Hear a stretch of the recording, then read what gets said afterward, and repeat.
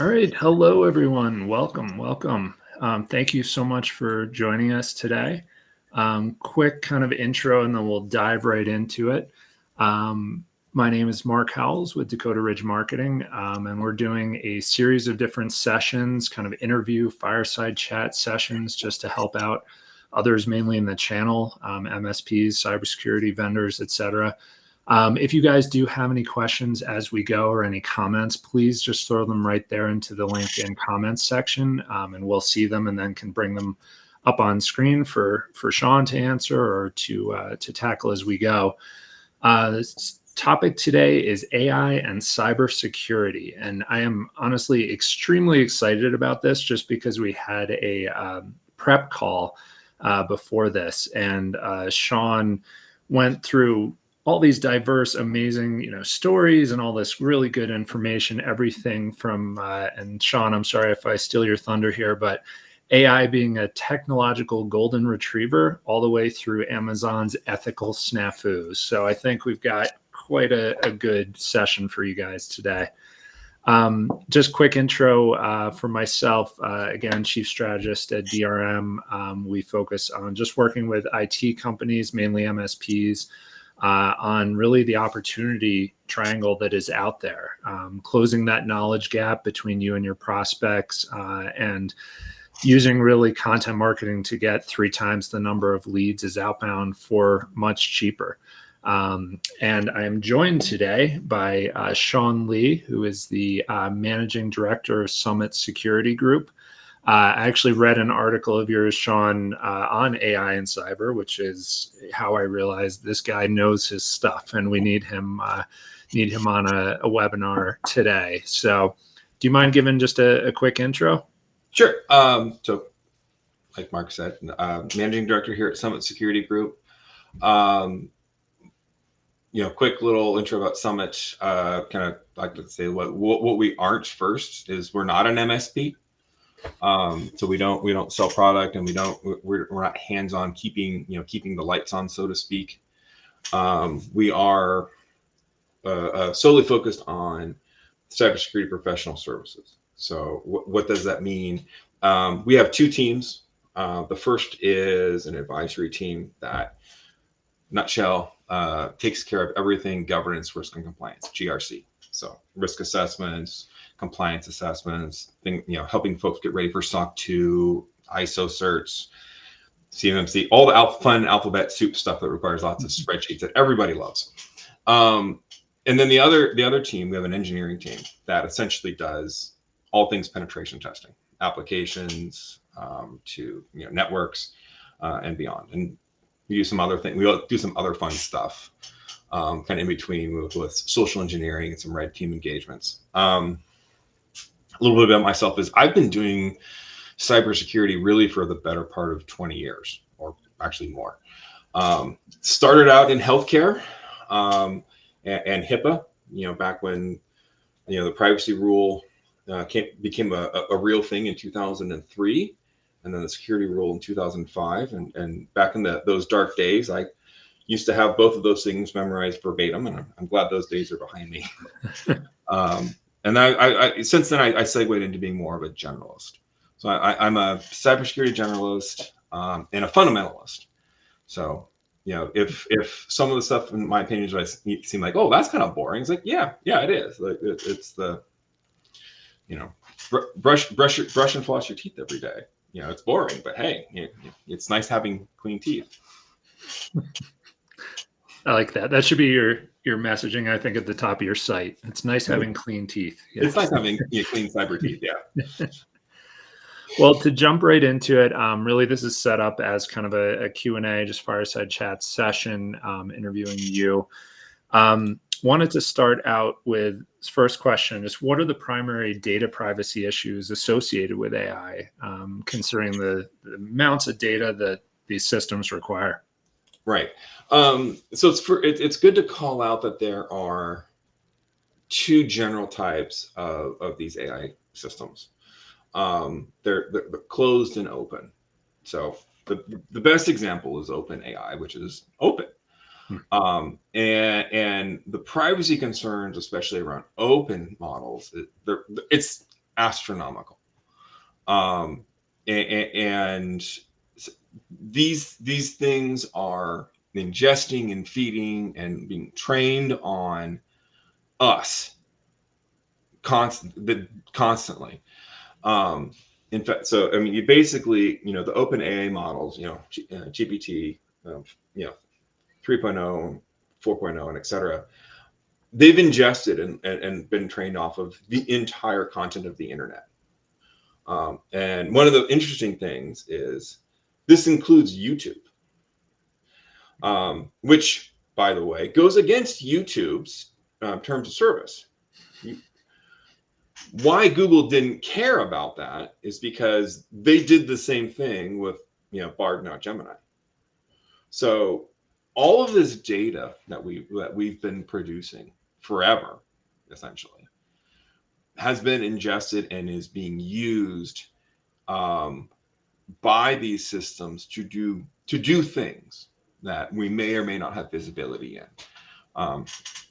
So this goes to, so there is a confidentiality issue, but there's a broader data privacy issue that speaks to a little bit of the delta between the United States' stance on data privacy and the European Union's stance on data privacy. The nutshell that being, U.S. is mostly focused on identity theft and financial fraud, the almighty dollar. And the European Union is, and the EU data laws are essentially focused on, hey, let's not create profiles and groups of people and then treat them differently. And that all stems out of the Holocaust and World War II. It's based, and if you go and you look at GDPR and all that fun stuff, and I'm kind of segueing here, but Germany has one of the strictest supervisory authority interpretations of GDPR amongst all of the member nations, and that's because they don't want another World War II. They don't want another Nazi Germany. So that's the dichotomy. But that's what these models are doing. That's what we use them for. It's like, hey, here's all this data. Give me these trends so I can do things to a certain group of people, right? So massive data privacy concerns there. Yep. Closed model, not as much, not necessarily. It depends upon the implementation of the model, the data that's being used. So there's a whole topic about ethical AI implementation, and it's variable. Could there be issues? Certainly, but it's going to be honestly on a case by case basis. You can't just blanket the closed models and say, oh, data privacy issues. So with all this, with open and closed and so much data being used and potentially mishandled, et cetera, let's talk about just this black box idea, the concept of this. Could you talk a little more about that? Yeah. So this is my fundamental issue with AI, especially generative AI. And this is one of the things I wrote up about this. It is AI. Fundamentally, AI is insecure because of the black box nature. So what that means is most of these models, not all of them, but the vast majority are using what are called neural nets. And a neural net is a black box. That means you can't go into it and see why it gave you a response that it did. And the U, that's a global U. So the users can't do that, and the developers can't even do that. So if you ask ChatGPT something like, how many R's are in banana, and it tells you that there are 3 R's in banana, which, by the way, it used to do. You can't ask it why. It won't. It will just give you another response. You can't inspect the neural net to see why, and you can't ask the developers won't know. They're in the same position as you. They are on the outside. So data goes in, magic neural net stuff happens, new response comes out. And so what that gets to, why that's a security issue is you now have an issue around the veracity of the data. You have essentially an authorized subject, to get technical, that is capable and somewhat prone to making unauthorized changes to your data. So that is a fundamental of data integrity, which is one of the three pillars or the three components of the CIA triad that is cybersecurity. So confidentiality, integrity, and availability. So it really gets enhanced when we're bringing it back to cybersecurity side of things. I feel like the black box in a way, because that's the whole thing, as you're trying to, log everything, you're trying to see everything, again, use it for trends, everything like that. But if that black box is kind of that partner, if you will, that you're working with, that becomes a little tough. I feel like. It becomes very tough. Again, you don't know why it gave you a response. Mm-hmm. So this could be, from a cybersecurity standpoint, you get some alert or some signal.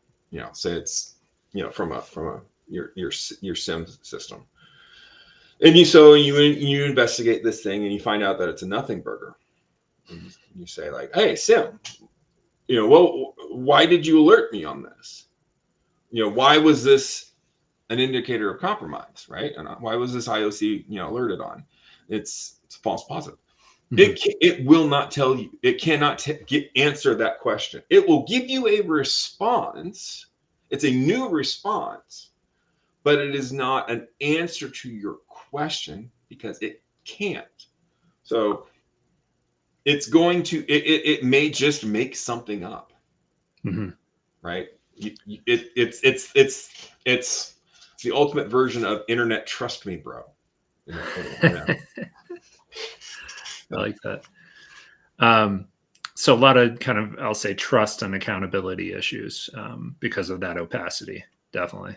Yes, very much so. So let's kind of lay this, I'm sure a lot of people on the call already know this, but I just want to, again, lay the groundwork. With the cyber criminal side of it, how are they exploiting AI for their benefit, really? I mean, so many ways. Mm-hmm. In short, a lot of that's going to come down to social engineering, which mm-hmm. often we see in the form of phishing or one of the siblings of phishing, and it doesn't necessarily change the game plan by the attackers. It just is a catalyst and it allows them to operate at a higher scale. So this can be utilized in the open source intelligence, the OSINT reconnaissance phase. An attacker will use to go and gather data. I mean, you could essentially just have a model and just say, "Hey, go look for these things, and tell me what and show me what you found." One of the other things, and this was presented last year at DEF CON, which, by the way, this year's DEF CON is next week, is they were people have already been using AI to create en masse what are called sock puppet accounts, which are essentially fictitious users, fictitious individuals. So the example that was given was like, "Hey, AI." So the context is, let's say we're going to target a French-based organization. Give me 50 French female names. Boom, here we go. Okay, now create usernames for each of those 50 names that you gave me. So now it's going to create kind of like these usernames. Mm-hmm. We have patterns. It's great at understanding these patterns, and then you can also have it create basically essentially like a LinkedIn profile, a fake LinkedIn profile in math for each of these individuals. So now you have, now an attacker, a group of attackers has, 50 or really, could be hundreds if not thousands of these fake individuals who can then be, help be used to coordinate, a social engineering campaign. Because now you're creating this chatter, this noise. Okay. And it can be, and the general playbook for social engineering is once you've identified targets, it's to gain their trust and then to exploit it. So if you have, I mean, think of like, fictitious Amazon reviews, right? Mm-hmm. It's like, oh, this product is great. You create a noise shamer, and now you've got all of these posts on this comment that are, yes, they're fictitious, but they're all like, hey, 5 stars, and this is great. And they're not all the same. It's not just copy paste, because, you're having the AI do this. So now it's like, hey, lots of people like this thing. This must be a good product. Mm-hmm. And that's an oversimplified version, but that's the basic game plan is to build trust, in your target. Gotcha. And it just makes it really easy. It just speeds up the process. Yeah. Would, just for clarity's sake, with the sock puppet idea, would the recent KnowBe4 kind of attack, I'll say, by North Korea with, they used AI for updating this person's image and everything like that. And then he was hired and got his computer and added malware and all that good stuff. Sure. Was that a sock puppet? No, because sock puppets are something in mass, but they're still, that's just another thing where, hey, I'm, bad actor from North Korea, create,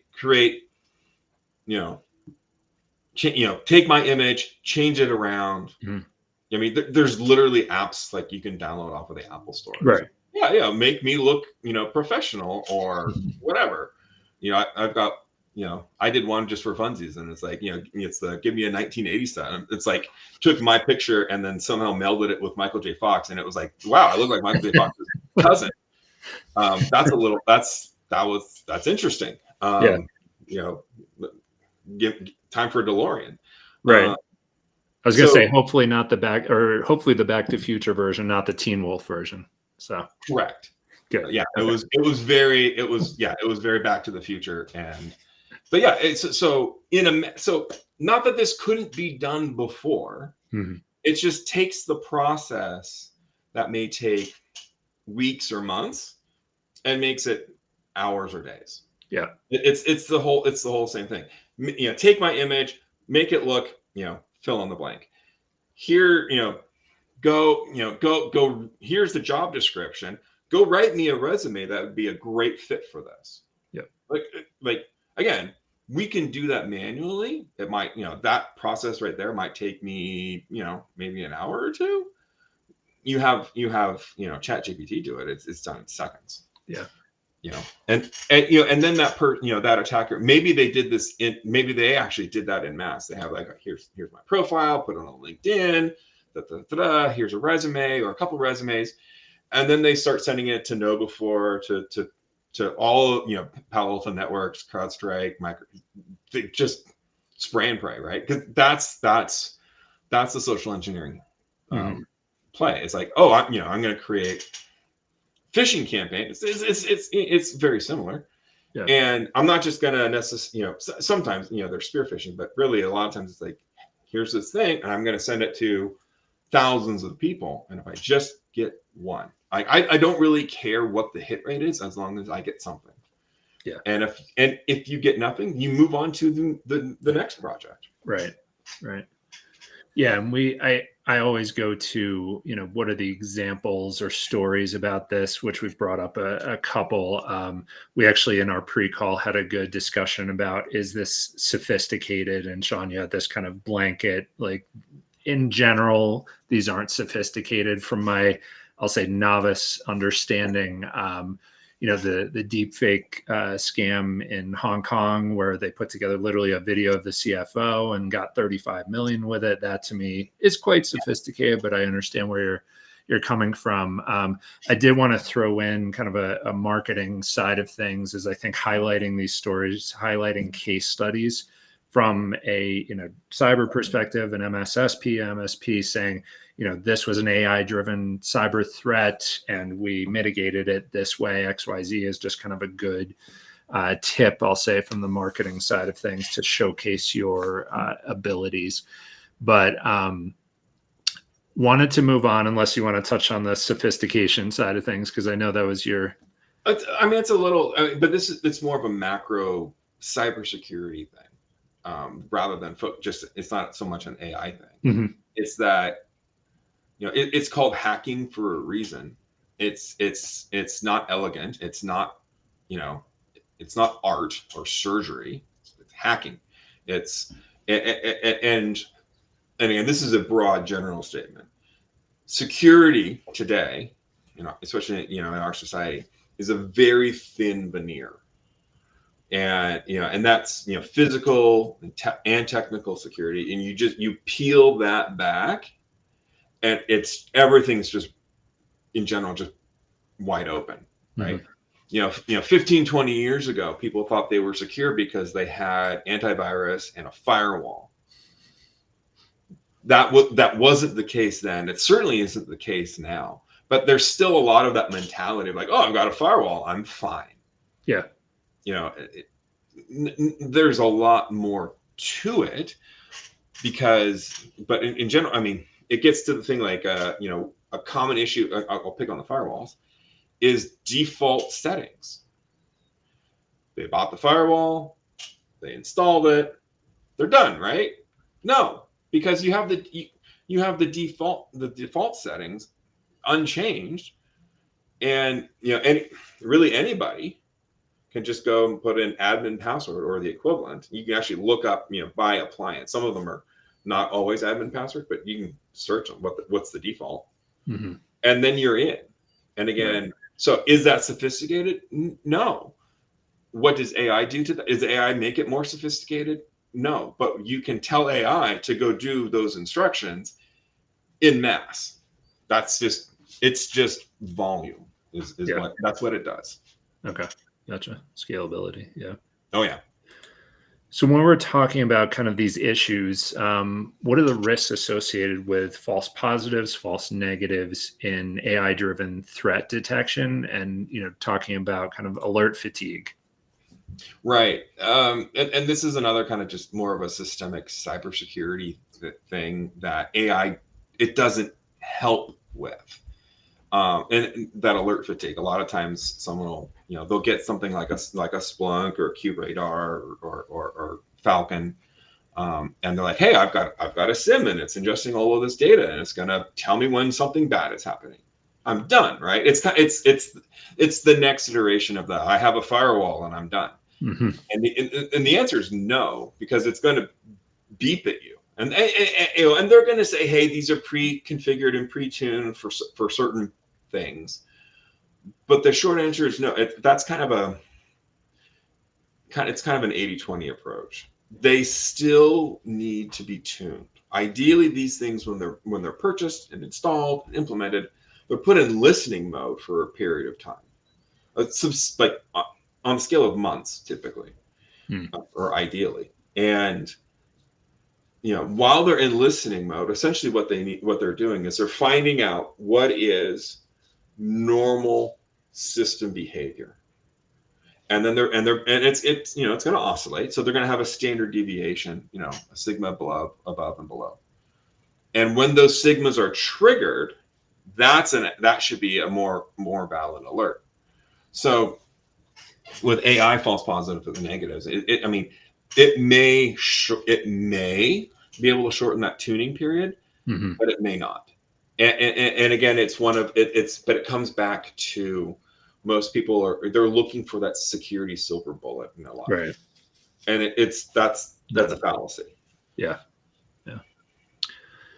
So we also talked about, and I want to bring it up now just kind of previously unknown threats, and we pulled a stat here from Darktrace. 77% of security professionals believe that AI is ineffective against unknown threats. Right. So with that said, how do they, why are they struggling to detect new and previously unknown threats? Because they can't. So this goes to the nature of what these models are and what they're not, and what they're capable of doing, what they are incapable of doing. So in short, I'm going to oversimplify, what these things are doing, but they're ingesting a large amount of data, and they're interpolating that data set, and they're basically building a bell curve. So when you ask it for a response within the context of that data, it's going to try and get as close to the center of that bell curve as it can. And typically what it'll do is try to find a little gap between the data points, so it's not blatantly plagiarizing something. So it's gonna borrow a little bit from here, a little bit from there, and it's trying to thread the needle. So it's interpolating, and they're fantastic at this. Give it large amounts of data, ask it to do a thing, it'll do a thing. What it can't do is extrapolate. It is incapable of original thought. So new threats, it can't. It's just it will, again, going back to what we're talking about with the monitoring. You may have anomalous activity, and it will notify that, but it is identifying the activity, not the actual vulnerability or threat. That may be new. That may be a 0 day. It may not be. It doesn't know. It doesn't care. It's just saying, hey, we hit one of the sigmas. Beep beep. Yep. Okay. And going back to the data side of things, again, it's just using this large swath of data and looking at that and analyzing, et cetera. When that data is biased in a way, or incomplete or inaccurate, what kind of problems can arise? And this is where you brought up the Amazon thing, which I wasn't aware of, and I thought that was... Well, here the thing is, they're always biased. You can't have an unbiased system. That's it's one of those, humans are imperfect creatures. We built this machine. Guess what? It's going to be imperfect, right? But that also, that bias can be significant, and that's where the Amazon story is. So I'll tell that for the group here. It's I forget how many years ago, but essentially what happened is AWS or Amazon, they wanted to leverage machine learning and AI in their talent acquisition process. So in short, they said, hey, AI, here's all of our historical hiring data. Here's all the candidates we ever had, how, were they hired, just massive swaths of data, and this kind of goes back to my whole analogy of AI as a golden retriever. It's like, oh, wow, great. Let me do this for you, right? So it looked at all of the trends, and and what it found was that, hey, historically, this tech company hires a lot of white men. So what did it do? Then it disqualified any future candidates that weren't white males. So clear, it's a bias, unethical. Yeah. But it doesn't know. So the AI doesn't know that. It has no morality. It doesn't. So that was caught. They killed the AI. They're like, no, we can't do that. Yeah. But that's what, and there's other instances of that where it'll go off and do a thing. That may not be the expected result of the groups or the developers using it. Gotcha.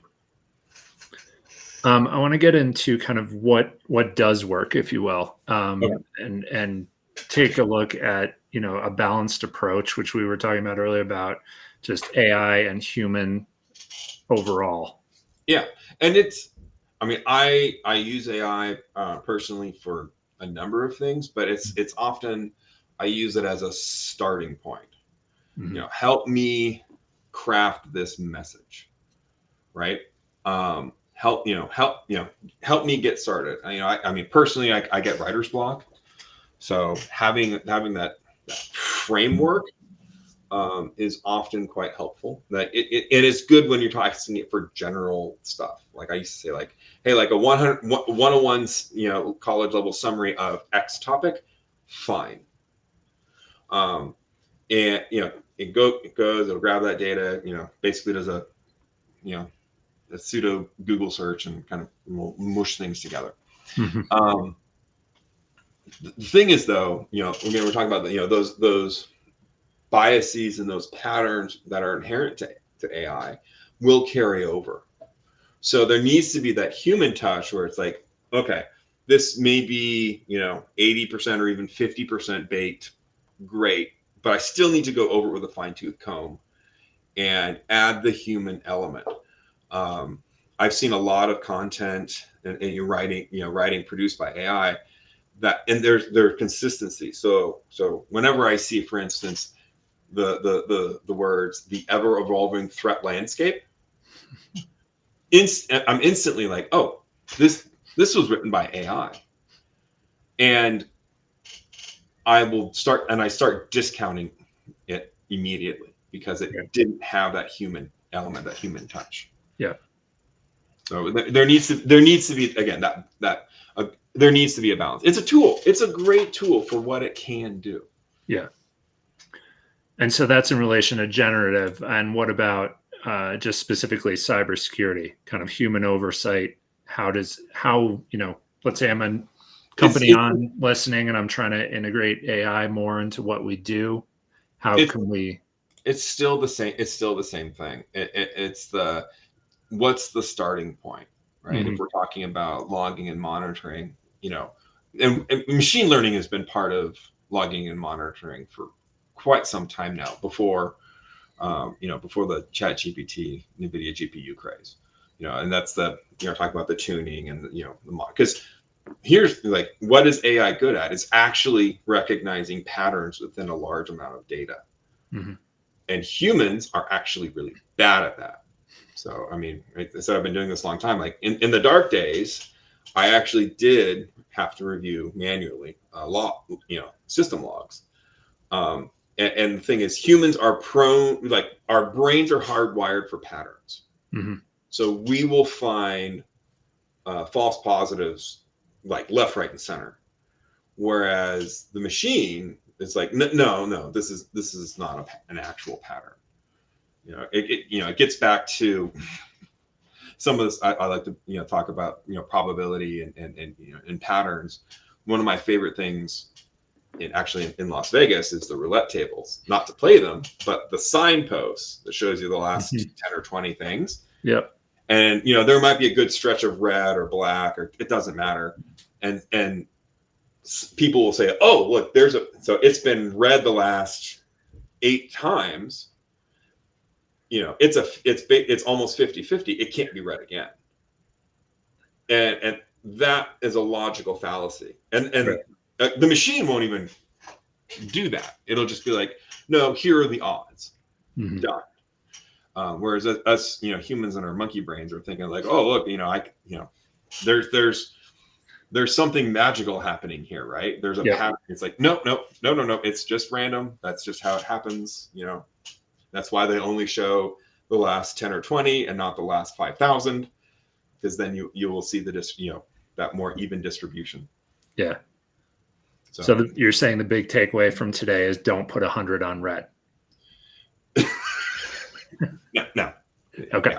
Got it. That's one of the disappointing things about when I go to DEF CON. And I love going to Vegas, but I never gamble because I did too much math when I was in high school and college, and I understand the probabilities, and it's just like, no, but those are fun thought experiments. Yep.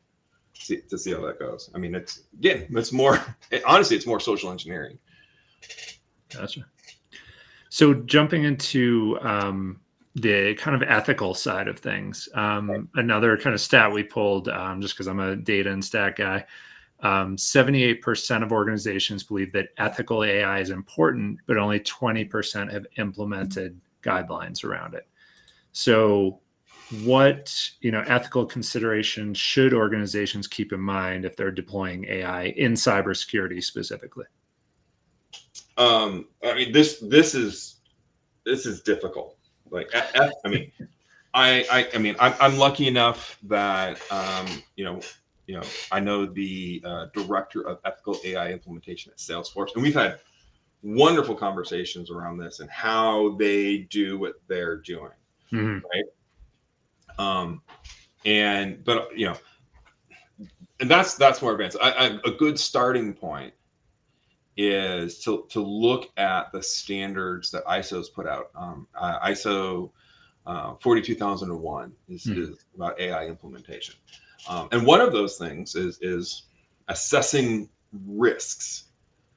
And that is broad, but very also focused on cybersecurity. And, I feel that in general, people do not assess risks enough, and they certainly fail to manage them. I see this a lot, more so nowadays, with the GRC Lite tools, where the risk assessment process is treated as a checkbox exercise rather than the cornerstone of an information security program, which is what it really is. So it's like, hey, we did a risk assessment, we're done. And again, AI is being used for these risk assessments because, I mean, what is the end goal of those systems? It's to get people from 0 to, say, SOC 2 in as short a time as possible. It's not to make an organization secure. Right.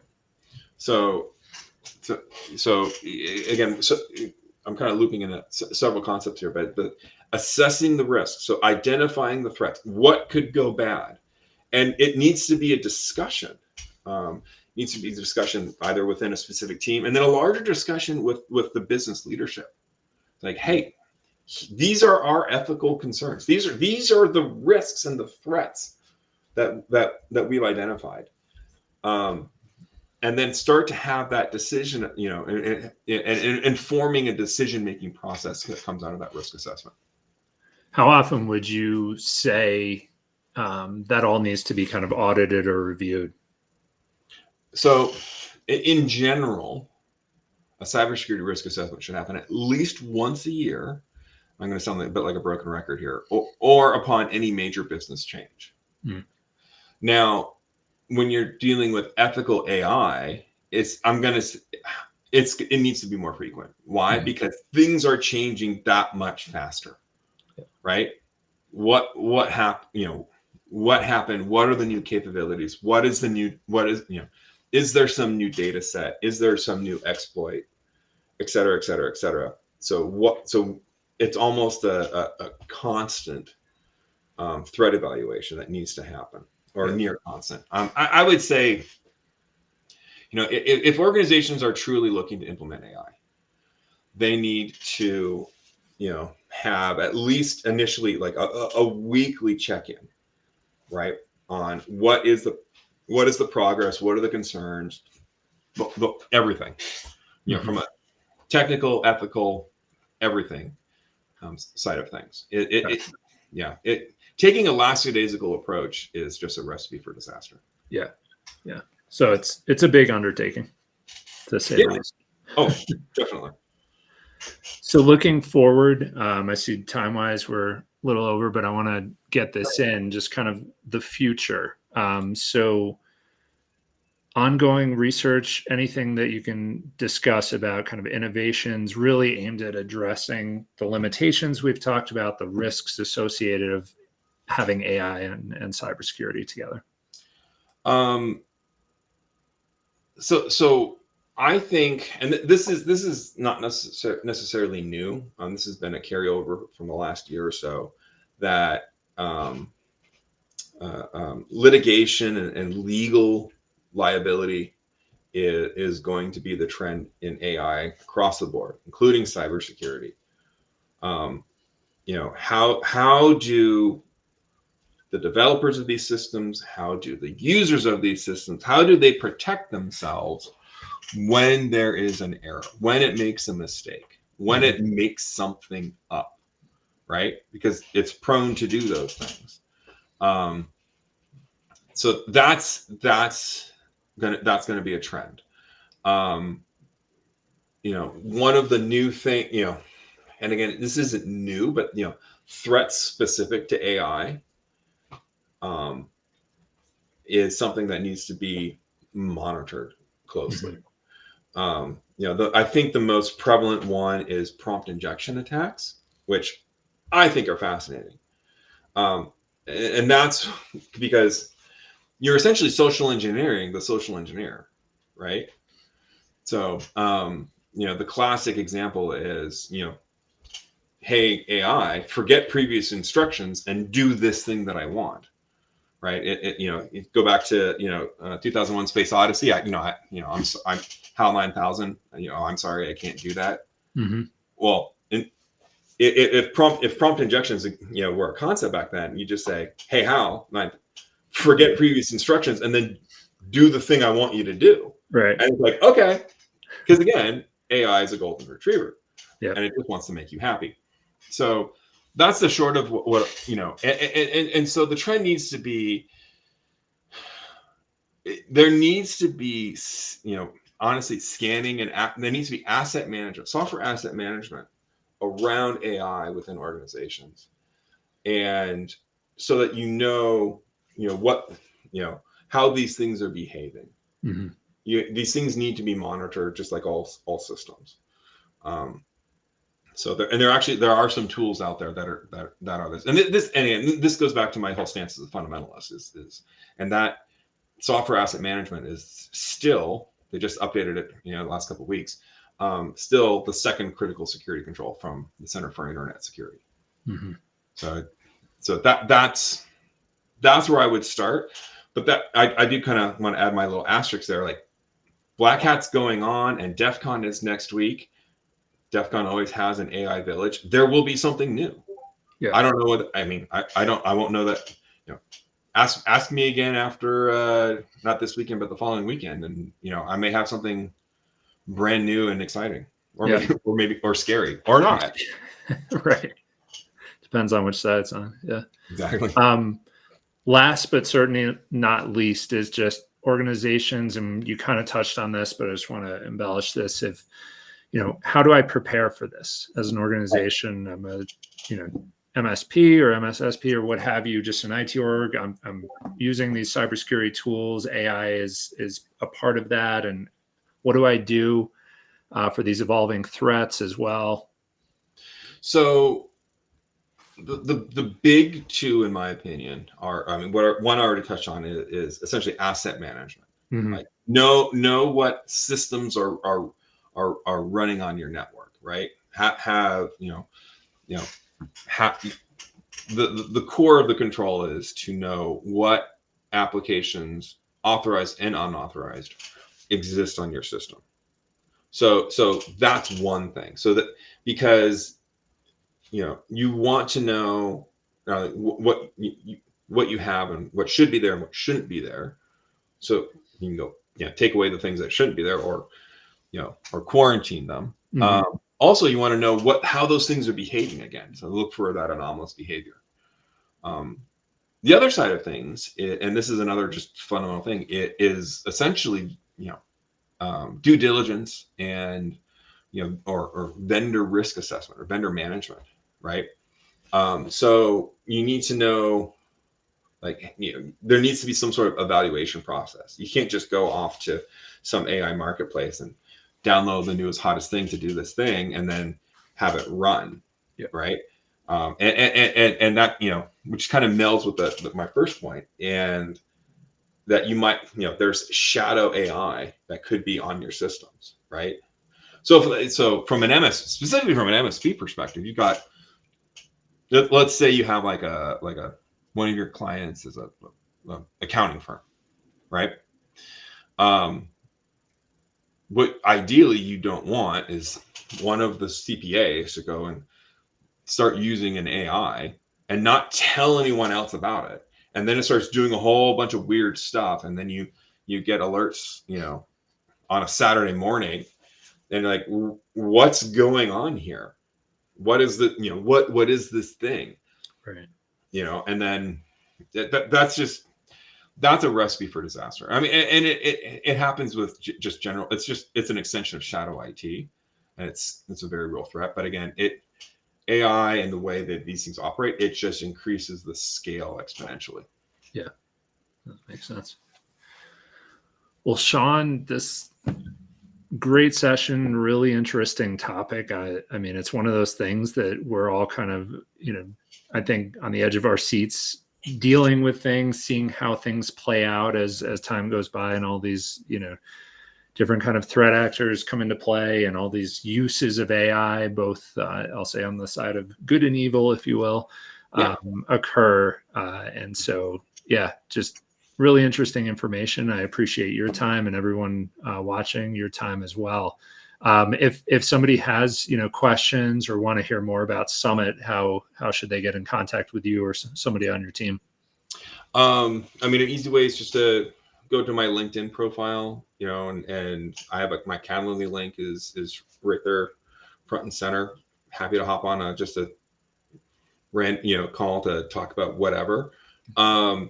You can also, folks can come to our website and just submit a request, or just honestly engage with me on LinkedIn. I'm pretty present, and it's easy. Also, I do have a Twitter profile, but it's not really that active compared to LinkedIn. Gotcha. All right. Sounds good. Well, again, thank you so much for all your information, insights. Been a great session, and look forward to hearing more about Summit and see what you guys do in the future. Yeah, no, there's some exciting stuff coming up. Sounds good. All right. Thank you.